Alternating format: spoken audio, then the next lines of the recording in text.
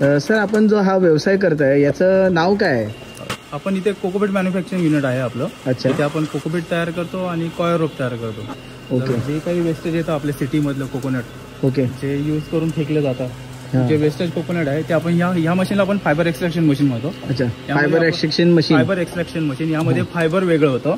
Okay. हे जे fibre आहे ते फायबर वेगळं होतं आणि कोकोपीट वेगळं होतं. ओके, ठीक आहे. त्या फायबरचा उपयोग आपण कॉयर रोप बनवण्यासाठी करू शकतो. त्याचा यूज प्लांटला मल्चिंगसाठी करू शकतो. त्याच्यानंतर कॉयर पोल आपण तयार करू शकतो. आपण बर्ड नेस्ट तयार करतो यामध्ये. बर्ड नेस्ट पण तयार करू शकतो. बर्ड नेस्ट तुम्ही तयार करू. मार्केटमध्ये आर्टिफिशियल जे आहेत, आता आपला सगळ्यात जास्त फायबर जातं ते गोरेगावला फिल्म स्टुडिओमध्ये जातं. मूर्ती आणि डेकोरेशनच्या सामानाला याचा यूज होतो. यामध्ये कॉयर फायबर या मशीनमधून इकडे येतं. हे कोकोपीट आहे. हे काय याला बोलतात? हे कोकोपीट हे प्लांटला ऍज अ मीडियम म्हणून वापरतात. ओके. सॉइलला एक ऑप्शन आहे आपल्याकडे, याची वॉटर होल्डिंग कॅपॅसिटी जास्त आहे. ओके. आपण हे प्लांटमध्ये यूज करू शकतो. याच्यावरती ट्रीटमेंट केली जाते.